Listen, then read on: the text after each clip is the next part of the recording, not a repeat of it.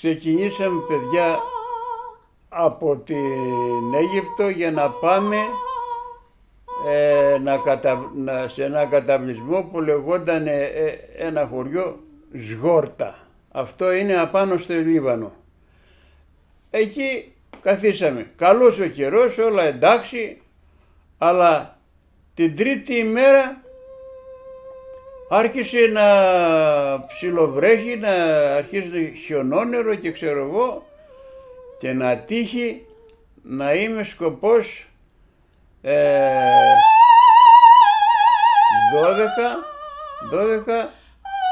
με 3. Εγώ άρχισε βέβαια να πέφτει περισσότερο χιόνι, εγώ εκεί που περπατούσα αυτή τη στιγμή δεν είχε και τόσα πολλά χιόνια, αλλά σιγά ήμουνα πολύ ντυμένος, να πούμε, σαν το κρεμμύδι. Ντυμένος, με κλένι, με περικυμίδι στα πόδια, με κασκόλ, με διάφορα, να πούμε, ήμουνα σαν το κρεμμύδι, γιατί έκανε κρύο. Τώρα περίμενα να έρθει η ώρα για να πάω να ξυπνήσω τον άλλον, τον φαντάρο, τον σύντροφο, να έρθει και αυτός για να τελειώσει, να πούμε, η ευάρδια η δικιά μου. Τι γίνεται όμως αυτή την ώρα που πατάγα εκεί μέσα? Το χιόνι άρχισε να ανεβαίνει. Ανεβαίνει, λοιπόν, και έχασα τα πυροβόλα. Τα έχασα γιατί είχε σηκωθεί τόσο πολύ το χιόνι που έφτασε τα 2 μέτρα ύψος. Εγώ ήμουν κάτω από το χιόνι, δεν φαινόμουν κι εγώ, ήμουν πιο ψηλά. Τώρα θα μου πεις, γιατί ήτανε να με βλέπεις, δεν περπάτασα πάνω στο χιόνι? Περπατούσα, αλλά την ώρα που περπατούσα εγώ, αυτό το χιόνι είναι μαλακό και άρχισε να το πατάω εγώ, όπως περπατούσα πάνω κάτω και γρήγορα γιατί έκανε κρύο. Τι γινότανε? Το χιόνι δεν ανέβαινε σε μένα στα πόδια από πάνω, έβγαινε δεξιά και αριστερά. Εκεί είχαμε διαταγή από το λοχαγό, όταν φυλάμε όρκο, ο όρκος είναι τα πυροβόλα. Όταν φυλάς τον όρκο δεν υπάρχει έφοδο. Η έφοδος δεν έρχεται κοντά, γιατί έχουμε διαταγή από το λοχαγό, άμα ακούσουμε ένα ψήθερο, απευθείας πυροβολάμε. Λοιπόν, δεν ερχόταν, κανένας δεν μπορούσε να έρθει εκεί πέρα. Είχαμε το αυτί μας, μήπως έρχεται κάποιος να πούμε να παρανοχλήσει, τον το φεκούσαμε απευθείας. Λοιπόν, τελικά, αφού είδαμε και είδα εγώ, να πούμε, που οι ώρες ήταν χρόνος για μένα, που έκανε τόσο πολύ κρύο, άρχισα να παγώνω. Αλλά κρατούσα λοιπόν λίγο και άρχισα να πηγαίνω πίσω μπρος γρήγορα για να μην παγώσω. Μία άλλη μέρα λέω ας βγω καμιά βόλτα, πήρε και το όπλο μαζί μου, εκεί ήταν δάσος, ήταν ρηματιές, βουνά και ξέρω εγώ, και όπως βγαίνω λοιπόν απάνω στο βουνό, βέβαια γλιστρούσε από τα χιόνια, ήταν παγωμένα τα χιόνια, άνοιγα τρύπες, να πούμε εγώ, με τη ξυφολόχη για να πατάω απάνω στο χιόνι γιατί γλίστραγε. Και εγώ λοιπόν πάω απάνω, βλέπω άξαφνα λοιπόν ένα πράγμα να έρχεται από πάνω. Ήταν κάποια ήενα, αυτή ήταν πεινασμένη. Όπως ήταν λοιπόν και ερχόταν προς τα πάνω μου, σιγά σιγά ερχότανε, τη σημάδευα εγώ, ερχόταν αυτή, σημάδευα εγώ, αλλά το σημάδι ήταν κατευθείαν να βγει απάνω της. Λέω, σας έρθει πιο κοντά για να την πετύχω καλά. Αυτή ερχόταν για να με αρπάξει μένα να φάει, θέλει να φάει. Όπως λοιπόν φτάνει κατά περίπου τα 30 μέτρα, τη σκοπανάω μια τουφεκιά, μπαμ, και τη βλέπεις ερχόταν κοτροβάλες κάτω, όπως έκανε τούμπες λοιπόν, και ερχόταν, λέω τώρα θα με πάρει και εμένα, λέω, κάτω, γιατί άμα με παίρνει θα πάνε μαζί με την Δίαινα, θα πηγαίναμε κάτω στη ρεματιά. Και κάνω λίγο έτσι στην άκρη και πέρασε από μπροστά μου, κουβάρι. Όπως πει, μπαμ, κάτω στη ρεματιά, την είδα και που πάει προς τα κάτω. Σε αυτό το μέρος που μας πήγανε για να μας κλείσουν στα σύρματα. Είχανε 4,5 μέτρα ηλεκτροφόρα σύρματα, σειρματοπλέγματα, και μας βάλανε μέσα. Τώρα και εμείς δεν ξέραμε καλά γιατί μας κλείσανε σε αυτά τα ηλεκτροφόρα σύρματα. Ήμασταν τώρα τίποτα φωνιάδες, ήμασταν κλέφτες, δεν ξέρουμε, αλλά πάντως μια φορά μας πήγανε εκεί πέρα και μας φυλάγανε Άγγλοι. Από πόξω από αυτά τα ηλεκτροφόρα σύρματα υπήρχαν κάτι άλλα στρογγυλά σύρματα, και σημάτιζε να πει γύρω ένας διάδρομος, το οποίο σε αυτό το διάδρομο κυκλοφορούσαν Άγγλοι στρατιώτες που μας φρουρούσαν μέσα. Εκεί πέρασαμε κάπου 8 μήνες εκεί μέσα. Απάνω στους 8 μήνες λοιπόν, εμείς βέβαια είχαμε ένα σκυλάκι και συνεννοούμαστε με τους άλλους κουλοβούς, γιατί κάθε σηματόπλημα τον λέγαμε κουλοβό, είναι κλούβα δηλαδή. Σε κάθε κλωβό είχαμε ένα σκυλάκι που από τον άλλο κλωβό ήταν αυτός να πούμε το αφεντικό του, και από εδώ τον ταΐζαμε στο σκυλάκι. Πάει στο αφεντικό του, αλλά ερχόταν και από εδώ. Και μαθαίναμε τα νέα ο ένας με τον άλλο με κάτι χαρτάκια που του δέναμε στο λαιμό. Όταν πέρασαν οι 8 μήνες, άξαφνα μας ανοίγουν τις πόρτες και λένε παιδιά, είσαστε ελεύθεροι. Τι λέμε, τι ελεύθεροι? Είσαστε ελεύθεροι να πάτε όπου θέλετε. Πού να πάμε? Αφού ήταν όλο έρημος, ήταν η έρημο Ζαχάρα, όλο άμμο και τίποτα άλλο παραπάνω. Πού να πάμε εμείς? Ούτε χωριό είχε κοντά, ούτε τίποτα. Τώρα βέβαια βγήκαμε έξω, αλλά πού να πάμε? Το Ντομπρούκ που ήταν πλάι μας, δηλαδή ήταν καμιά 20 χιλιόμετρα πιο πέρα, τα βράχια μόνο φαίνονταν, δηλαδή τα στούβλα και τα βράχια, γιατί πέρασε, ξαναπέρασε ο πόλεμος, περνάγανε οι Εγγλέζοι, περνάγανε οι Ιταλοί, περνάγανε οι Γερμανοί, ξαναπερνάγανε οι Εγγλέζοι, αυτό και το είχαν κάνει ισοπεδώσει. Και το χωριό αυτό, και η Ελαγγέιλα, και το Σουλούνι και το Σουντιμπαράνι που ήταν όλα τα χωριά εκεί πέρα, τα είχαν ισοπεδώσει. Ο πόλεμος δεν έχει καλά αποτελέσματα, τελικά μας βγάλανε και φύγαμε από εκεί. Αφού φύγαμε μας πήγανε να πούμε με τα καμιόνια, ήρθαν και μας φορτώσαν και μας πήγανε στην Τριπολίτιδα. Καθίσαμε και στην Τριπολίτιδα ένα διάστημα, δεν θυμάμαι να πούμε, κάπου 2,5 μήνες καθίσαμε στην Τριπολίτιδα. Άξαφνα έρχεται λοιπόν ένα υπεροχιάνιο, το πριγκίπισσα Εκατερίνη, και μας παίρνει, λέει τώρα φεύγετε, πάτε για την πατρίδα. Ύστερα από 4 χρόνια απουσία, ξαφνιαστήκαμε βέβαια εμείς, γιατί ύστερα από τόσο που τραβήξαμε, λέμε τώρα θα πάμε στην πατρίδα. Λέει θα πάτε, έχουν φύγει οι Γερμανοί τώρα και θα πάτε λέει στην πατρίδα.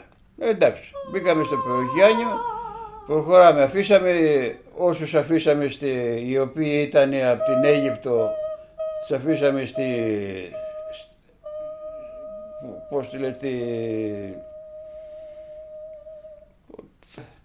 πώς λέει το λιμάνι, την Αλεξάνδρεια. Αφήσαμε να πούμε τους ανθρώπους αυτούς που ήταν Αλεξανδριανοί και από την Αίγυπτο φυσικά, και φεύγουμε τώρα και πιάνουμε για τα Δωδεκάνησα. Το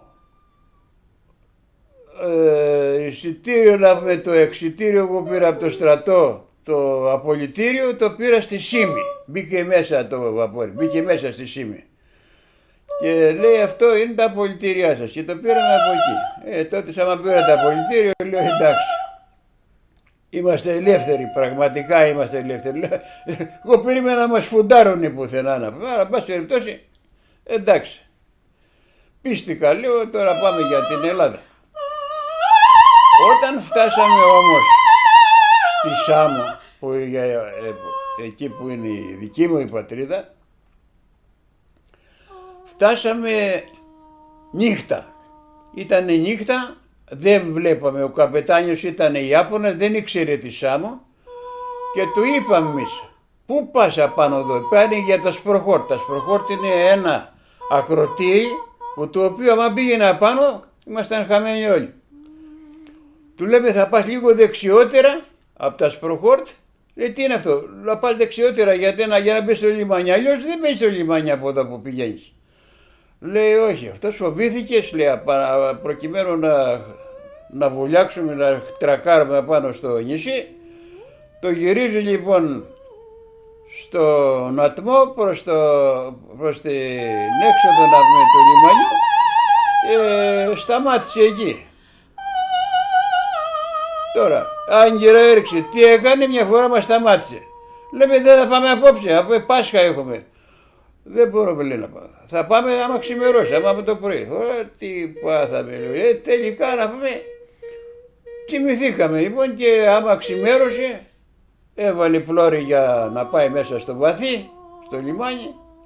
Και άμα πήγαμε, κάποιοι είχαν πει ότι θα πάμε να πούμε εκεί πέρα στη Σάμο.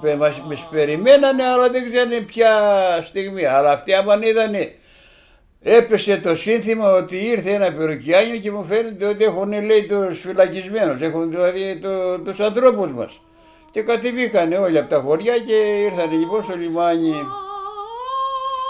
Όταν βγήκαμε έξω, γιατί εμείς στο λιμάνι δεν είχαμε, εμείς με μαόνες πηγαίναμε απάνω στο βαπόρι και με μαόνες έβγαμε από το βαπόρι και πηγαίναμε στο λιμάνι. Άλλοι με βάρκες, άλλοι με μαόνες, άλλοι και τέτοια. Όταν βγήκαμε όμως στο λιμάνι, εγώ κοίταζα μήπως έρθουν και οι δικοί μου γονείς, γιατί περιμέναν να με τα άλλοι αγκαλιές και τέτοια, εγώ δεν είδα κανέναν. Και το βάζω στα πόδια, είναι 7 χιλιόμετρα για να πας εκεί που μέναμε εμείς τώρα, στο εξοχικό μου. Και το πήρα να πούμε όλη την ημέρα, μέχρι το μεσημέρι βάδιζα τώρα με τα πόδια να πάω τώρα στο εξοχικό που μένανε οι γονείς μου. Άμα πήγα στο εξοχικό, τους βρήκα και κοιμόνταν όλοι. Λέω, δεν το μάθανε ότι θα έρθουμε. Τους ξυπνάω και άμα με είδαν βέβαια χαρήκανε, αλλά πώς χαρήκανε δεν ξέρω κι εγώ. Πάντως μια φορά χαρήκανε. Είχαν φάει αυτοί και λέει, δεν σε περιμέναμε, εμείς φάγαμε, λέει, τώρα. Φάγατε. Θα βρεθεί κι εγώ να φάω κάτι. Όχι και τόσο. Δεν χαρήκανε και τόσο πολύ. Τόσο, ρε παιδάκι μου, όπως σας το λέω. Δεν χαρήκανε πολύ. Όταν περάσανε κάπου 1,5 χρόνο, μέσα σε αυτό τον 1,5 χρόνο, εγώ προσπάθησα να δουλέψω, ήθελα δουλειά, να δουλέψω. Έβγαζα μια αγριόξυλα πάνω από το βουνό και τα κάναμε κάρβουνα τα ξύλα που βγάζαμε από το βουνό, άγρια ξύλα, και τα πουλούσαμε. Με αυτά ζούσαμε. Δεν ήταν ένα ζωή αυτή, δεν μπορούσες δηλαδή να ζήσεις με αυτή την κατάσταση. Τέλος πάντων, αφού δεν είχαμε άλλη δουλειά να κάνουμε, οπότε αναπάνω στον 1,5 χρόνο μου λέει ο πατέρας μου, Γιάννη, πρέπει να φύγεις. Πού να πάω, ρε πατέρα? Πρέπει να φύγεις. Ναι, να φύγω, αλλά πού να πάω? Λέει, δεν ξέρω, βρες μια δουλειά, ξέρω εγώ, μα δουλειές δεν υπήρχαν εκεί πέρα. Δεν υπήρχε δουλειά, ποιος θέλει. Άσε που και τα λεφτά δεν κυκλοφορούν, δεν ήταν λεφτά αυτά που παίρναμε, ήταν το τσουλάκο με τα λεφτά που είχαν ένα μηχανάκι πάνω στο αυτοκίνητο και στον δρόμο κόβανε λεφτά. Αυτά δηλαδή στάμπα ήταν, αλλά πας περιπτώσει χιλιάρικα έγραφε πάνω. Με ένα χιλιάρικο έπαιρνες μια οκά χιλιάρικα, έπαιρνες ένα αυγό. Τέλος πάντων, τι να κάνω, πάω και βρίσκω στο πάνω βαθύ που έμεινε ο ξάδερφός μου, ο Κώστας. Του λέω, ρε Κώστα, εδώ σαν να καταλαβαίνω ότι ο πατέρας μου, οι γονείς μου με διώχνουνε. Τι λες, ρε Γιάννη? Λέω, ναι. Δεν έχω, λέει, και λεφτά, πώς θα φύγω, λέω, τώρα εγώ, για να πάω, λέω, στον Περαία, λέω, θέλω να πάω, γιατί άμα πάω στον Περαία, όλο και κάτι θα βρω να πούμε. Λέει, άμα πάω στον Περαία, είναι μια γνωστή μας θεία, λέει, είναι η Πασβάγκου λέγεται αυτή, θα πας, λέει, εκεί πέρα και άμα πεις να πούμε για μένα θα σε δεχτούνε. Αλλά πώς θα πάω? Λέει, κοίταξε να δεις. Έχω, λέει, μια κουτσουρότσαπα, θα πάρεις εσύ την κουτσουρότσαπα, θα πάρω κι εγώ την άλλη να κάνουμε ένα καμίνι κάρβουνα, να τα πωλήσουμε τα κάρβουνα, να πάρεις τα λεφτά που θα εισπράξουμε από τα κάρβουνα, ώσπου να ψήσουμε το καμίνι, μας πιάνει και εκεί μια βροχή και ένα χαλάκι τη νύχτα, απά στο βουνό. Και να πέφτει με το τσουβάλι να του ρίχνει το νερό. Και εμείς τώρα βρεχόμασταν, τι να κάνουμε τώρα. Βάλαμε από πάνω μας αυτή την κουβέρτα που μου είχε δώσει ο πατέρας μου, να πούμε. Η μάνα μου, ο πατέρας δεν έδινε τίποτα, η μάνα μου το έδωσε την κουβέρτα, πάρτε λέει και θα σε χρειαστεί. Και την έβαλα από πάνω μου, αλλά αυτή όμως με περούνιαζε από μέσα το νερό, πέρναγε από την κουβέρτα. Βρεχόμουνα. Και άμα ξημέρωσε, ανάψαμε μια φωτιά και βγάλαμε τα ρούχα μας και καθίσαμε λοιπόν ξεβράκωτοι όπως είναι απάνω στη φωτιά για να στεγνώσαμε και τα ρούχα και ξεγνώσανε. Και τελικά να μην φωνάξαμε έναν εκεί πέρα, Μπούρα τον λέγαμε, αυτός έκανε να πούμε τέτοια δουλειά. Αγόραζε από τα καμίνια κάρβουνα και τα μεταπολούσε και έβγαινε και αυτό στο ψωμί του. Όταν πήρα τα λεφτά αυτά, μου λέει τώρα Γιάννη, λέει, με αυτά τα λεφτά μπορείς να πας στον περίπου.